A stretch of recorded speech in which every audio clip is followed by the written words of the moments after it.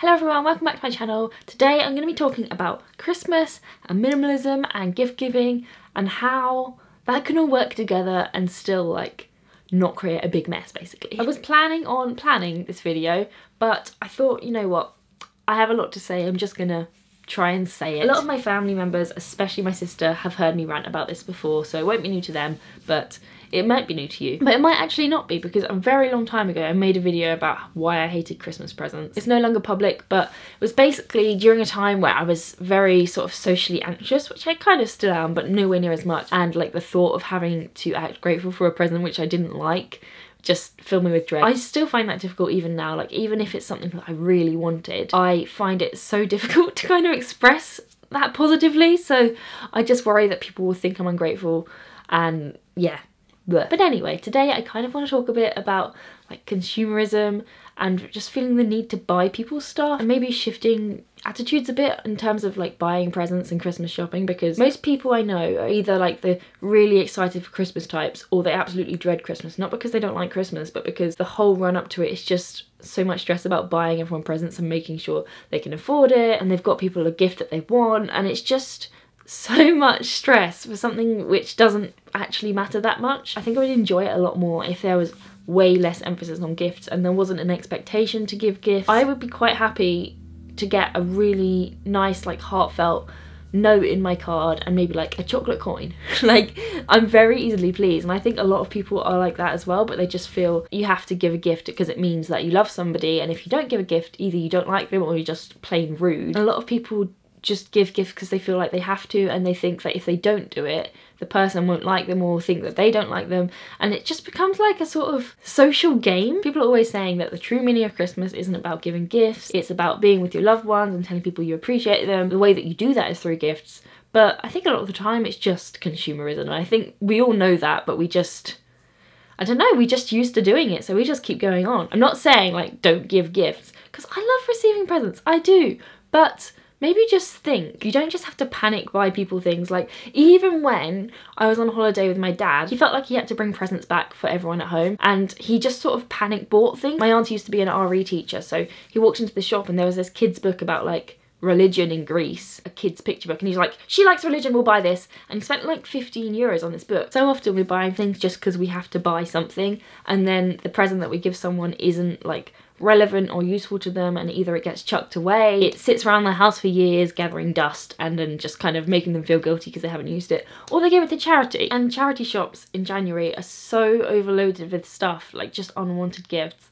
that they can't take it, so it just ends up being chucked away anyway. I was also reading an article earlier that said 1 in 10 unwanted presents go straight into landfill, but when you think about how many unwanted presents there probably are given at Christmas, that is a huge amount, and it's just such a waste. These things don't even need to be bought in the first place. And I was also reading that the most common unwanted gifts were things like perfumes and body products, and they're usually the things that you kind of go for if you're not really sure what to get someone, but you have to get them something. You get them something like a Lynx gift set or a set of like 5 different hand creams, but in reality, who needs 5 different hand creams? Nobody needs that many hand creams. I guess what I'm trying to say is that I wish there was sort of a more consciousness surrounding gift giving, thinking of whether the person would actually like something. Do you even have to get them a gift in the first place, or would it be okay to just write them a card? Because a lot of the time, the sentiment of just the fact that you thought of them, that's what matters, so sending them a card, that's enough. However, I have made a list of gift ideas which I'm going to share with you for if you're maybe sort of more conscious about giving a present that has meaning rather than just for the sake of it. Something that someone will actually get use out of, is not going to clutter up their homes, not going to end up in the bin or in the charity shop. The first point, now this may seem very obvious, but ask somebody what they want. There's no shame in just going to someone like, look, I'm not very good at present ideas, what would you like for Christmas? And then they can tell you, it's that simple. Then you can still exchange gifts, but you both know you're going to be getting something that you want. People who write Christmas lists as well are amazing, I love them. My family have started doing it where we all write our Christmas list and email them to each other, and it's so much easier having like a reference of just some basic ideas of what someone might like. Because, you know, like my sister, I know her inside out, I know what she likes, I could easily buy her a present, but when it comes to like older generations especially, I struggle. Like I have no idea what my nana would like for Christmas, so I found over the last couple of years having those lists has been very, very helpful. It's kind of a bit presumptuous to write yourself a Christmas list and send it to people, but if you kind of talk to your family first about it and be like, I don't want any junk for Christmas, Christmas, please Dad, don't buy me any more Minion bubble bath, because that is a present that I have received multiple times from my dad. I think if you can get everyone in your family to do it, then they'll all really appreciate it, because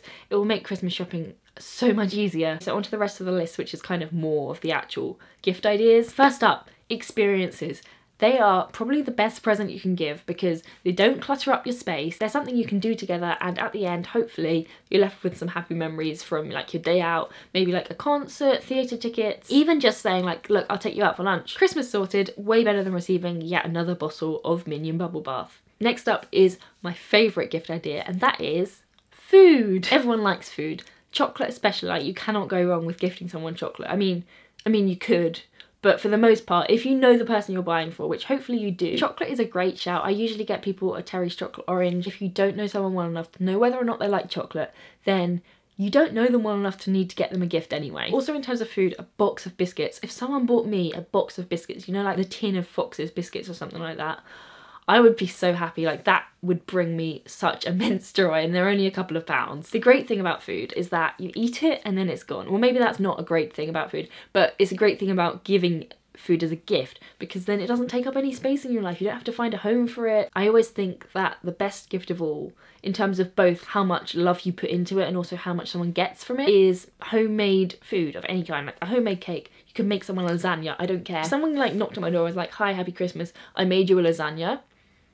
Yeah, any friends watching, if you want to make me a lasagna or any other kind of pasta dish, that would be wonderful. I would be so happy if someone came to my door and had prepared me a meal and that was my Christmas present. Like, you can't get better than that. I need some friends that do that. I just think you can't really show any more love than by cooking someone something. That's sort of the ultimate way to show your appreciation. I think something like making a huge batch of something like cookies or brownies and then packaging them really nicely will make a really lovely gift. My mum sometimes gives things which are made from the stuff from our allotment, so things like pickles and chutneys. There's so much more meaning and effort there because she grew the vegetables herself. Like, you can't put more effort in than that, can you? Something like that doesn't even cost that much money, so it's a win-win really. Number 4 on my list is buying them a gift voucher, because then they can buy whatever they want. You don't have to worry too much about whether they'll like it. Just go for a shop that you think they'll like, and then they can do the rest of the work. Number 5, in a similar direction, I think this is quite a popular one, is just making a donation to a charity in their name. Again, it doesn't even have to be that much. It can just be £5 or whatever you can afford. I think people really appreciate those sorts of gestures because it is more about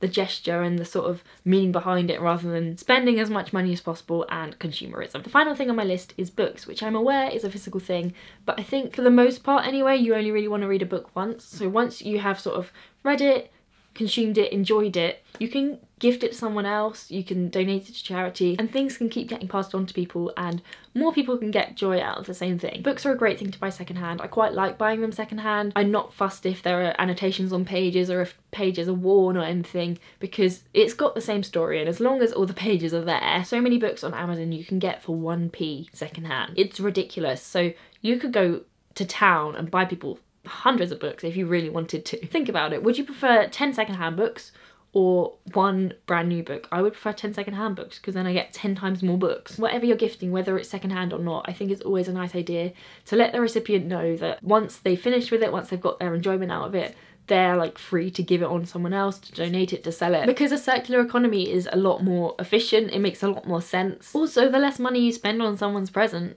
the less guilt they're gonna feel about regifting it once they're done with it. Which is another excellent reason to buy things secondhand, because they're so much cheaper. So those are my points that I wanted to get across in today's video. I think I just rambled for a while, I'm sorry. I hope this gave you some ideas. If you're struggling to buy presents this year, let me know down in the comments below what you think about gifting and consumerism and re-gifting and receiving food as gifts. And I will see you very soon.